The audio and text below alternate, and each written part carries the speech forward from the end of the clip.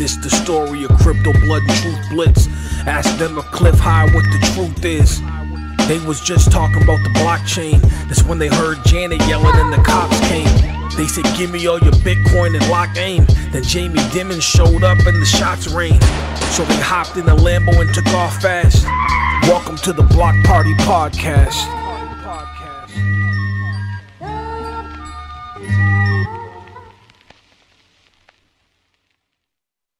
Yeah, so I used to trade futures, and so I kind of understand from a more technical standpoint how that works, man. And I don't think at this current moment, the way the futures contracts are set up, that they are manipulating it in any meaningful way. The volume they're cash settled, right? They're cash settled, so they don't even really correlate at all with Bitcoin. So they don't need to go buy or sell Bitcoin to close these contracts.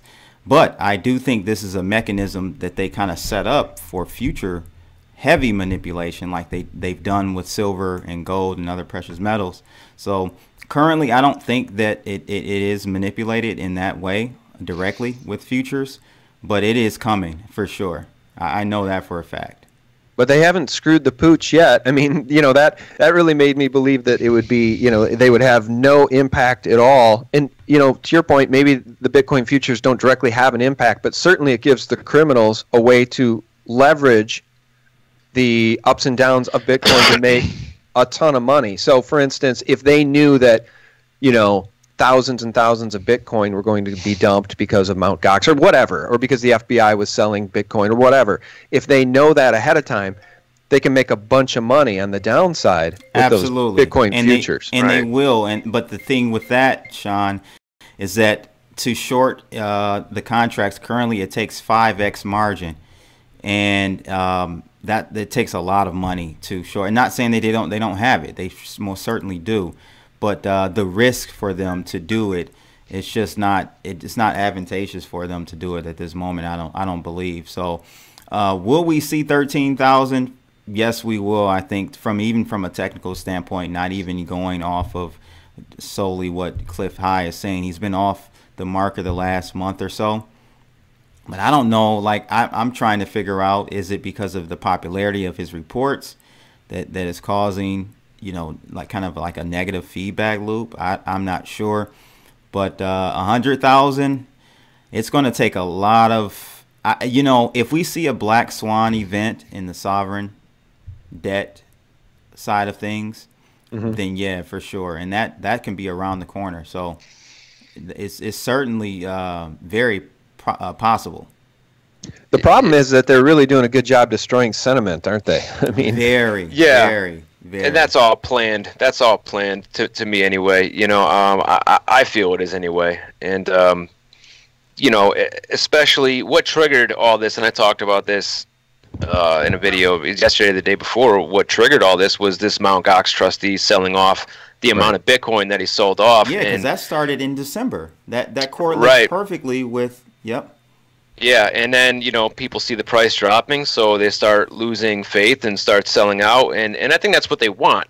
But I think it'll turn around. And I even went as far as to say I wouldn't be surprised if, you know, people knew or this was orchestrated with this guy, you know.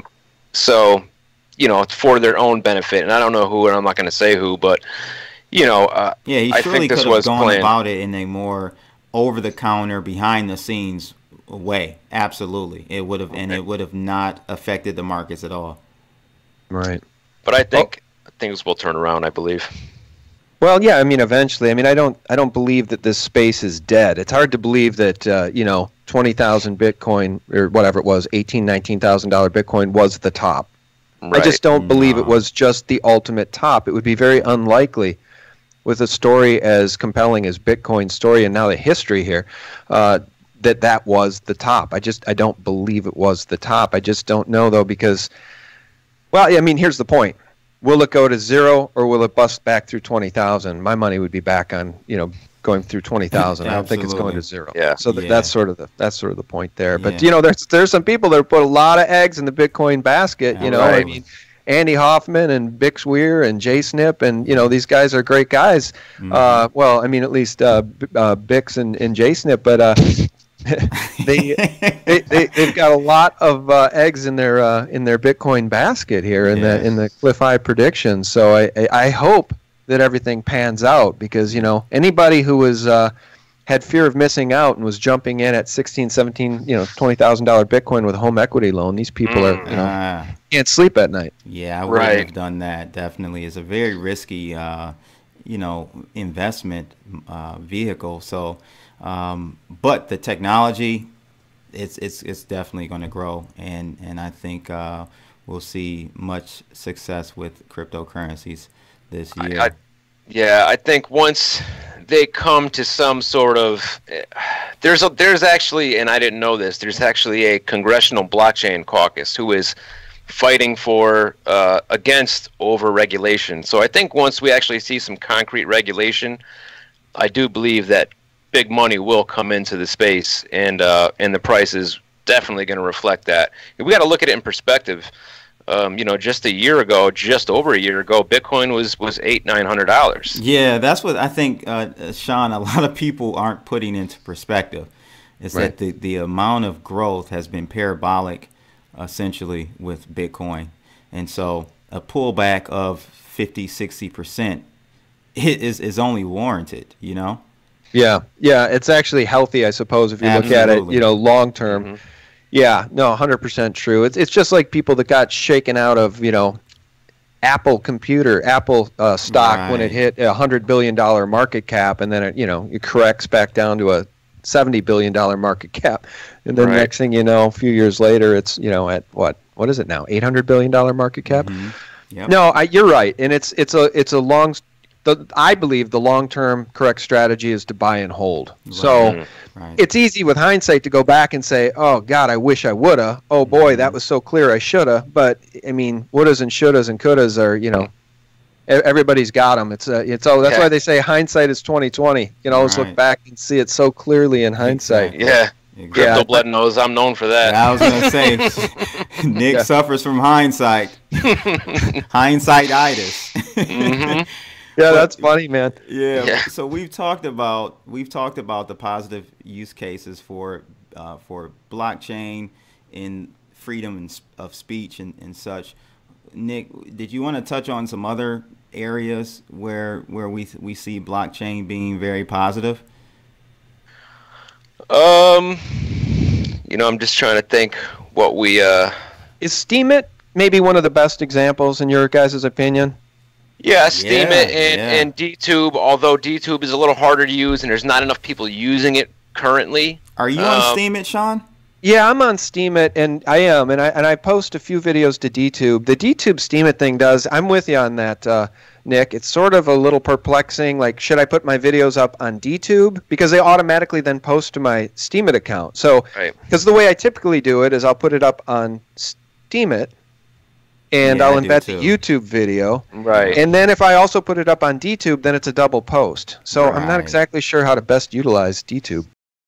Yeah, it's kind of tedious right now with you having to actually upload the full video file and then upload a thumbnail for it and stuff. I do the same thing, Sean. I just do a YouTube embed in my Steemit post and go on from there. But I do need to start really getting into the groove of uploading to DTube as well. But yeah, I think DTube is a great example of what the future will be for social media platforms.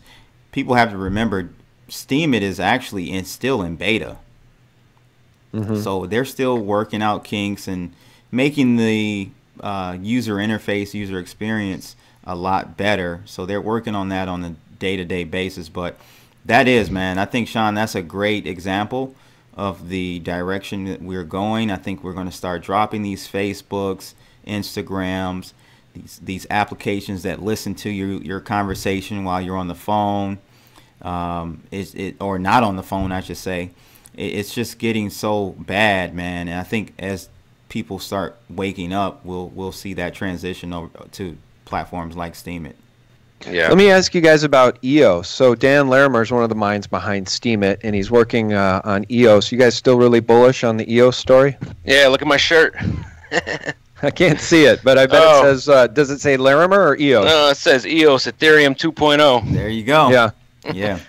All right. And Nick, go ahead. Oh, I was just going to say that, Dan Larimer, I don't know if you know, he's an anarchist. He's serious with the whole freedom of speech and liberty and stuff. So that's a core belief of his, and I really like that. Plus, he has a good track record.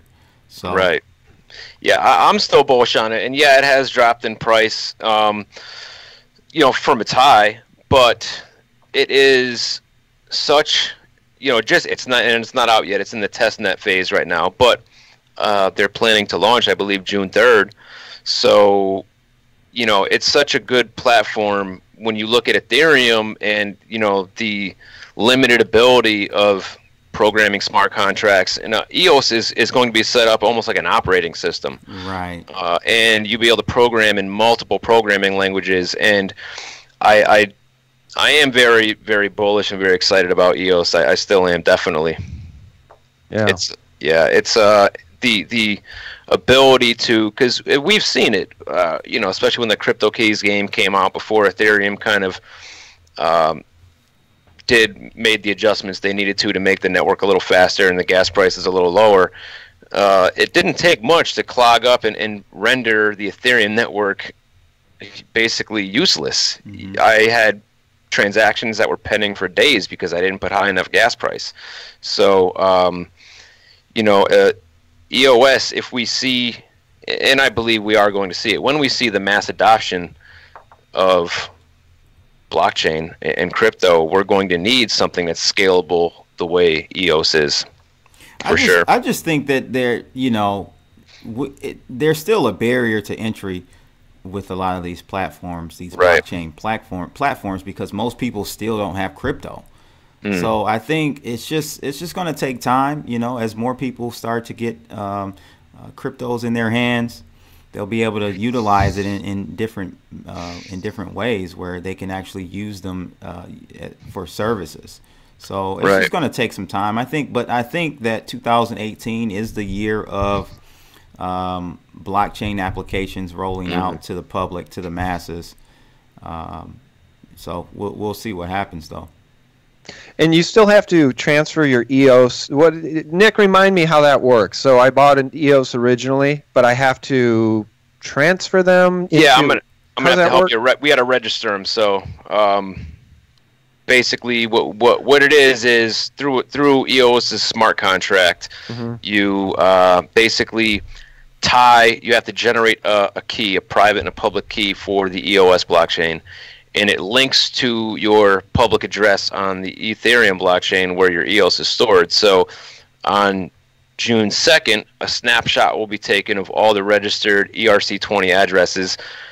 They'll tally up how many ERC20 EOS tokens you have. And then when the EOS platform launches, that key you generated, the equal amount will be put into that address and the ERC20 tokens will be locked. Okay. Yeah, well, again, it sort of speaks to that. There is a barrier to entry. You're right, Crypto Blood. There absolutely is on all these things because some of them you have to set up a private wallet, and then, and Nick, you're well aware of my IOTA problems.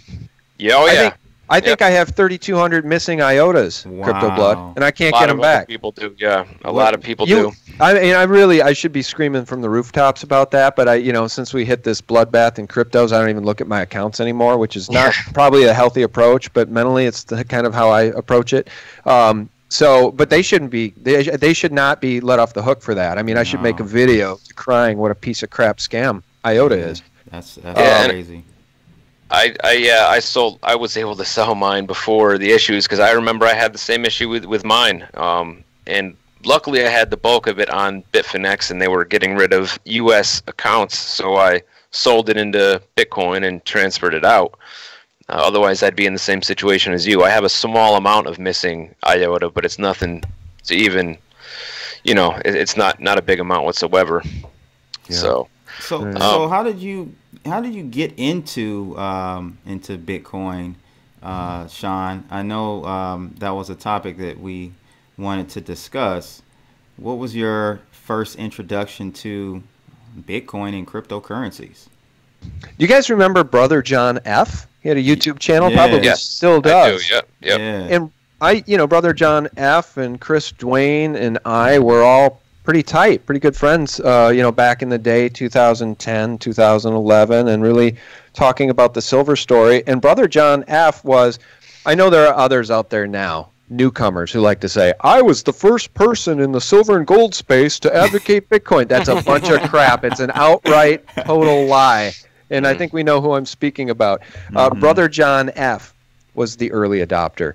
This guy had a Bitcoin channel, and he was talking about Bitcoin. He documented the crash of Mt. Gox in real time, and he really put his neck out there and took a lot of heat from the silver and gold bulls. And I always kept an open mind about it, and I thought it was interesting. I didn't buy any, and et cetera, et cetera. And you look back again, woulda, coulda, shoulda. Frankly, that guy should be a multimillionaire in the back of Bitcoin, but I think he lost a lot of Bitcoin in the Mt. Gox crash. So he was an early adopter, so I've been aware of Bitcoin from the very early days when I could have made myself a mega millionaire. And, but frankly, even then, it was such a barrier to entry, I didn't know how to buy it. Oh, it was even worse, yeah. There was no Coinbase. No, Right. So not until Coinbase came into existence, and not until I had really taken to heart some of the predictions that Cliff had made that were accurate, did I actually go public and say, look, guys, I'm not going to proselytize Bitcoin. I don't know where it's going. I don't know who's behind it, really. But I think just from a diversification standpoint, there's a case to be made to dip your foot in the pool is what I said, some cryptos at these levels, because if Bitcoin goes back to its old highs, as Cliff has predicted, which at that point was only $2,000, and this is when Bitcoin was back around $500-600, wouldn't you want to have some? I said I know myself well enough to know I'll feel sick to my stomach if I don't at least have some skin in the game. Right. So that's sort of the argument, and it's about as fair as I can be about it, and that's what I did. Right. Actually, I remember you've mentioned Bitcoin since well before you bought it. I've heard you mention it, and you're actually, because I've been following your channel since 2009, so you're actually the first person I've heard the name before but didn't know what it was, but you're the first person I heard talk about Bitcoin. And I just never really did the amount of research then that I wish I did, again with the hindsight. So that's nice of you to say, and maybe it's because I had conversations, and I'd have Brother John on and interview him occasionally, but that's a guy who has not tooted his own horn, and he really, really deserves to have more credit, because he was an early proponent of Bitcoin. He really big proponent of Bitcoin, and poor guy, I think he should probably be worth millions of dollars, and I wonder how many Bitcoin. He has told me he lost a lot of Bitcoin, and I think it was in that Mt. Gox crash. So poor guy really deserves. We're glad that you have had an open mind, even if you didn't get in as early as when you heard about it. I think it's just great that you still have an open mind, and you've got 300,000 subs that you at least give them the option. They can't say, hey, Sean didn't tell me about it. So that's awesome, man, that you're doing that and spreading the truth as well. Well, I'm just trying to uncover the truth. I mean, I don't know who wrote the Bitcoin white paper. I mean, was that a collective? I mean, was it the NSA, as Dave Kranzler believes? Who knows? I don't truly know. I just know that the criminal bankers who sit atop the entire world economy with the Bank for International Settlements and the IMF and the World Bank are hardcore criminals. And, it's just my hope that they can't enslave humanity through cryptos. And again, I see both sides of the argument. I see that we know that the Federal Reserve is trying to create FedCoin. And we know that if they crash the dollar in our economy, they may try to roll out some magic solution, which could ensnare humanity. So I see both sides of the story. I see that blockchain can be used. It's just like a gun. Can be good. A gun can be used for good or evil. You can defend your family with a gun, defend your property with a gun, or you could you could do what school shooters do, right? So I see blockchain as the same way as anything in the world. It could be used for good or evil. Right, and I want to bring some. I know you don't have a whole lot of time, but I want to bring something up. You mentioned the Bank for International Settlements, and I just talked about an article that I saw on Cointelegraph a few days ago, and I talked about this in a video. The Bank for International Settlements actually just came out against central bank digital currencies. Yeah, which kind of surprised me. What's your take on that? I know you probably didn't see the article, so you don't have all the info, but I can read a little bit of it. I just pulled it up when you reminded me of that. So it just basically says, a new joint European banking report has poured cold water on the effectiveness of so-called central bank digital currencies. The report submitted by 2 working groups under the auspices of the Bank for International Settlements and European Central Bank warns about the adverse effect of introducing central bank digital currencies. So I would think that would be something they would be in favor of, instead of, because we're talking about, a Fed coin or, these sovereign nations that are coming out with their own digital currencies for their central banks. So, yeah, I don't know. Well, what comes to mind, I'm not sure how to respond to that particular article, but, what comes to mind when I think of the Bank for International Settlements, the IMF, and the World Bank is the Rothschilds. And these multiple generationally wealthy families that have gained their wealth through the ownership of these central banks. So the real question in my mind is, if we know that these are the families, Rockefellers, Rothschilds, all these other families that own these central banks, Rothschilds specifically, they have gained all the wealth of the world through the manipulation of currencies, interest rates, and printing the money out of thin air. So my question has always been, are they also behind Bitcoin? Or is Bitcoin a creation of the good guys, as Bix would argue, and the whole idea is to take the system back from these criminals? I don't think that was a plausible, it was a great story, but I don't think it was a plausible story. If you really dig down deep, a couple years ago, I was very skeptical. But now, with Trump actually getting into the White House, and did you guys see Trump just on whitehouse.gov made a human trafficking priority announcement? I saw your video about that today, yeah. That would not be happening if the witch was in the White House. These people traffic in children. They treat us, human beings, as resources that are expendable in their wars and in their corporations. And, we're commodities. That's how they view us. So to have a president in the White House that actually does want to hopefully put America first and not treat human beings as expendable commodities is a big deal. So maybe the power can be taken away from these satanic families that own the printing presses and the central banks. Maybe cryptocurrency was created as part of the plan by the good guys to help take this thing back. I don't know, but it's a very, very compelling story to watch because things are unfolding now because of Donald Trump in a much different way than they would be unfolding if the witch was in the White House. Because I really firmly believe if the witch was in the White House, that Weather Underground, Larry Grothwald bite about re-educating 25 million of us, and those that can't be re-educated would be terminated, could truly be rolling out. That sounds crazy, but they're targeting our free speech in very fascist Orwellian ways, right? They're wide out in the open, banning channels. What's the difference? If they have these lefties that are so willing to scream and yell and show up and protest, conservative speakers. Dana Lausch, they wanted to hang her at that CNN town hall. If these lefties are willing to do that, do you think they wouldn't cheer at the roundup and execution of us? Of course they would. These people are crazy, and they are truly, truly, that's why, again, it's always back to spiritual warfare. If these people who oppose us are godless, so much so that they don't understand the insanity of, look, there are only 2 genders, but you can't say that in college or you get kicked out. If they don't recognize this insanity, then they are opposed against us spiritually. And if the wrong person was in the White House, they definitely could get away with rounding us up and taking us to re-education camps. That's a fact. Sean, from SGT Report, we are grateful that you came on today to discuss cryptocurrencies and other things, man. We appreciate you coming on.